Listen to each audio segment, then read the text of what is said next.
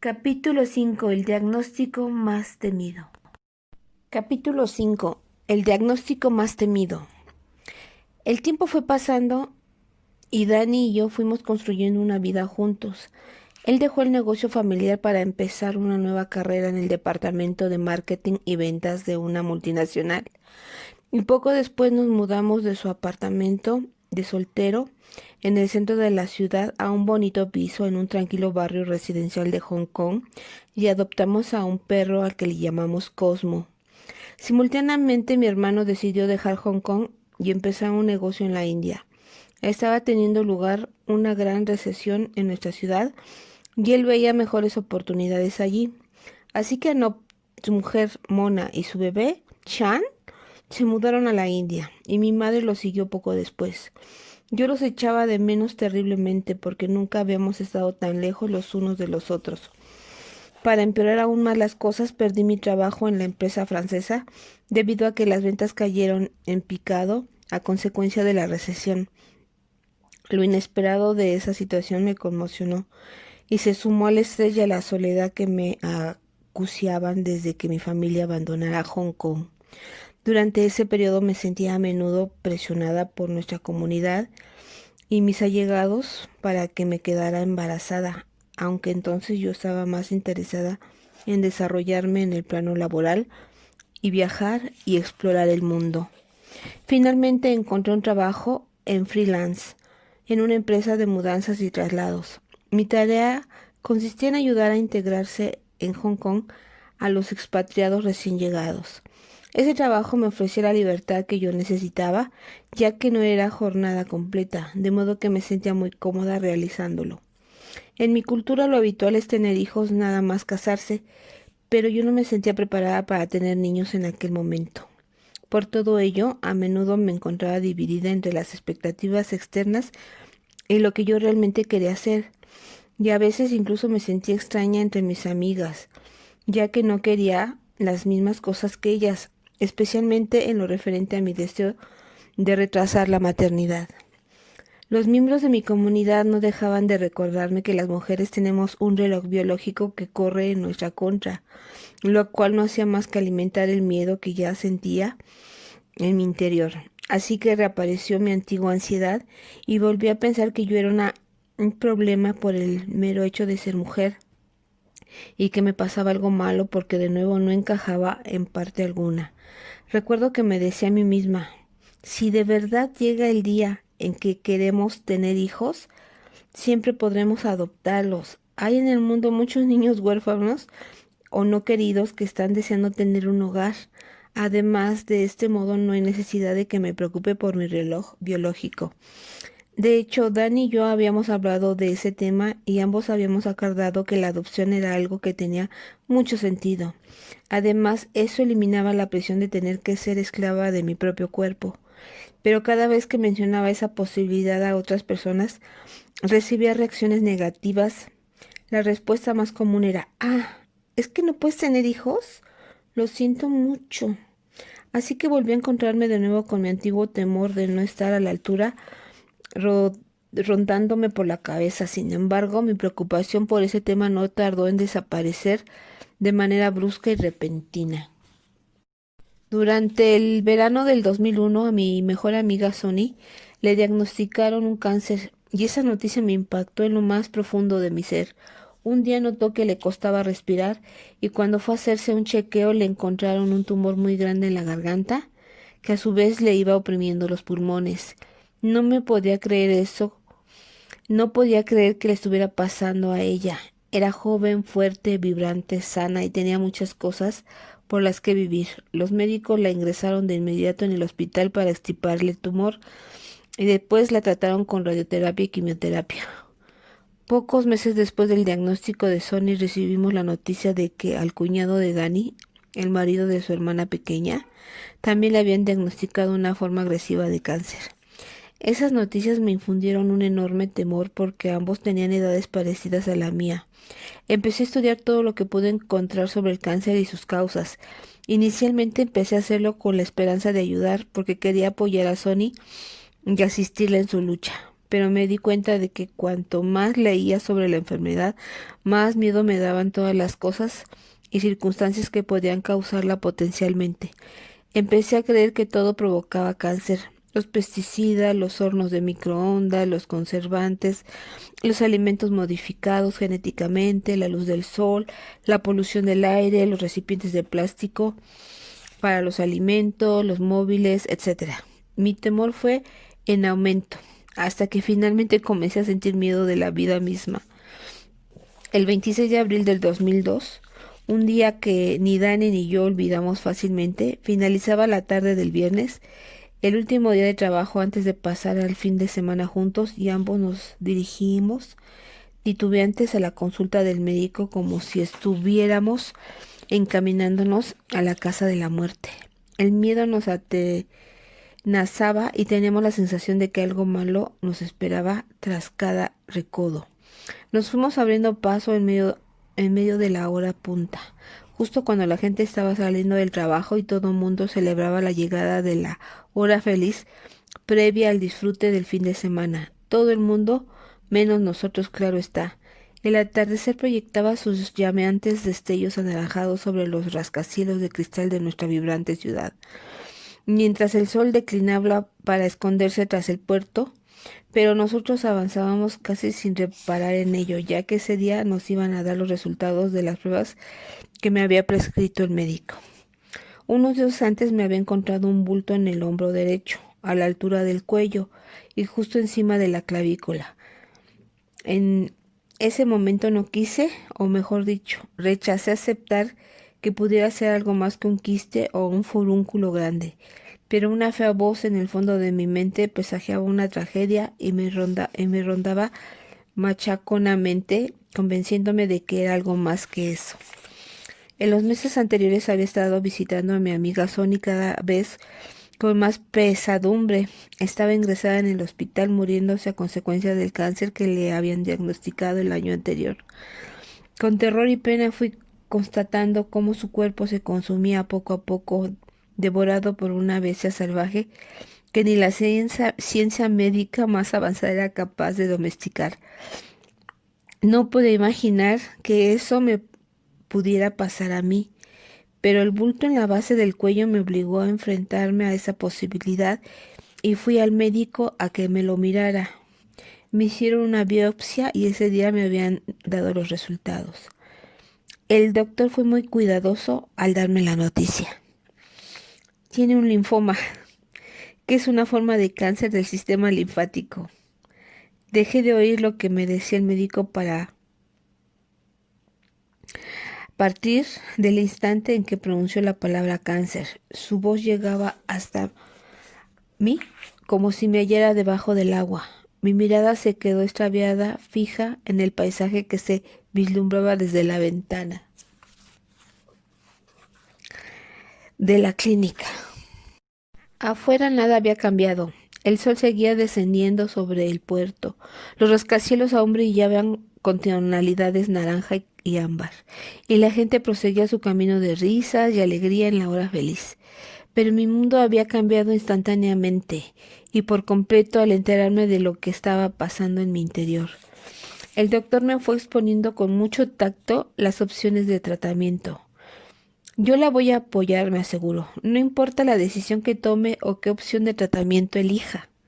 Pero antes de nada le voy a pedir cita para un escáner el lunes por la mañana, para que podamos establecer una fase para su diagnóstico, es decir, para que sepamos en qué fase está su cáncer. Después de la prueba, venga a verme y hablaremos de los resultados. Su voz era un ruido amortiguado en mi cabeza. Apenas pude oírle decirnos a Dani y a mí que intentáramos relajarnos y disfrutar todo lo posible de ese fin de semana. El terror chocó violentamente con la razón. Ni Dani ni yo podíamos pensar. Nos negábamos a hacerlo.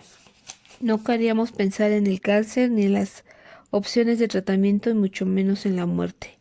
Yo quería envolverme en la seguridad de lo cotidiano y evadirme. No podía afrontar nada de aquello en ese momento. Era incapaz. Daba demasiado miedo y mi cerebro no era capaz de responder ante la confusión de la vorágine de pensamientos que lo desbordaban. Por suerte, el doctor había dicho que no teníamos que tomar ninguna decisión hasta el lunes por la mañana, día en que me practicarían el escáner, que son imágenes por resonancia magnética, y en que tendría una cita después con él para hablar acerca del tratamiento. Aunque mi mente vagaba muy lejos, abrumada por una sucesión sin fin de preguntas sin respuesta, Dani me convenció de que saliéramos a cenar fuera y dejáramos el mundo a un lado. Así que cuando volvimos a casa me puse mi vestido rojo coral favorito, dispuesta para la velada. Estando allí toda compuesta, mi marido se acercó, me rodeó con sus brazos y me dijo: «No tengas miedo, superaremos esto juntos». De modo que esa noche desconectamos de todo, al menos por unas horas. Cenamos bajo las estrellas de la terraza de El Cid, mi restaurante favorito por aquel entonces, ubicado al lado de los muelles de la bahía de Stanley, en el lado sur de la isla de Hong Kong. La luna llena brillaba en todo su esplendor y una leve brisa marina revolvía el aire. El suave sonido de las olas del océano cercano marcaba un contrapunto a la música de la banda de mariachis que iba de mesa en mesa cantando a los clientes. Queriendo asegurarnos una noche perfecta, dimos una propina a la banda para que se quedara un buen rato junto a nuestra mesa tocando mis canciones favoritas. La sangría corrió abundantemente. Los músicos tocaron y nosotros nos olvidamos del mundo que había más allá de nuestra mesa. A la mañana siguiente desperté hecho un ovillo en brazos de Dani. Era magnífico estar acurrucada junto a él y dejar el mundo aparte. Quería que la visita a la consulta del médico no fuera más que un mal sueño, pero la realidad metió su repulsiva cabeza entre mis ensoñaciones. Todavía tenía cáncer y no podía huir de esa información. ¿Cómo podía evadirme de mi propio cuerpo? Esa asombrosa capacidad que tenemos los humanos de jugar con nuestra mente. Cuando la mañana del sábado se trocó en atardecer, empecé a pensar que no quería que nadie se enterara del diagnóstico. Si nadie lo sabía, no tendría que enfrentarme a ello. Podría escapar y refugiarme en mi mente, ya que no podía hacerlo en mi cuerpo. Pero Dani apeló a la racionalidad. «Tenemos que decírselo a nuestras familias. Bien lo sabes», comentó. «Lo sé, pero van a montar un escándalo. Puedo tener otro día de paz y soledad antes de decírselo a nadie», le pedí. Sin embargo, esa misma tarde llamó mi madre para preguntar por qué no le habíamos dicho nada sobre los resultados de la biopsia, y Dani le dio la noticia. Lo siguiente que supe de ella fue que estaba buscando un vuelo para venir a Hong Kong. Después llamó a mi hermano para decirme que él también estaba arreglando las cosas para venir a estar conmigo. No quería que se lo tomaran tan a la tremenda ni ser la protagonista de todo ese drama. Ahora la situación parecía muy real. Sus reacciones de cariño me pusieron la desagradable realidad ante la cara con la misma evidencia que si se tratara de un pescado frío y muerto. Ya no había forma de seguir evitando el diagnóstico. El lunes Dani y yo fuimos de nuevo a la clínica para hacerme el IRM y hablar con el médico de las opciones de tratamiento. Después de hacerme la prueba nos encontramos con el médico, que comenzó a analizar los resultados con una expresión de amable preocupación en la cara. «Está en la fase 2A», me dijo. «¿Qué significa eso?», preguntó Dani. «Significa que la enfermedad se ha extendido por el tórax y la zona de la axila, pero está contenida en la mitad superior del cuerpo», respondió pacientemente el doctor. «Ahora debemos empezar a considerar las opciones disponibles. Yo le sugeriría una combinación de quimioterapia y radioterapia». «No quiero quimioterapia», anuncié con decisión. «Pero cariño, esa es prácticamente la única opción que tenemos», dijo Dani sorprendido. Yo me giré para mirarle con determinación. «Mira lo que la quimioterapia le está haciendo a Sonny y al marido de tu hermana», le respondí angustiada. No quería tener esa conversación, quería que las cosas volvieran a donde estaban antes. Me cubrí la cara con las manos e intenté alejar mis pensamientos. «¿Querrías tú morir así?», exclamé, y hasta yo pude oír el terror que se deslizaba en mi voz. «Nuestros amigos se están consumiendo y sufren terribles dolores. Prefiero morirme ahora mismo que permitir que me pase eso a mí».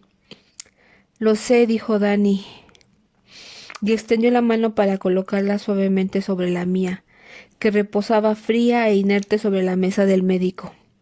Pero no quiero perderte. ¿Qué otra cosa se puede hacer? Apenas llevábamos casados 6 años. Teníamos tantos sueños por los que vivir, lugares a los que queríamos ir y cosas que queríamos hacer.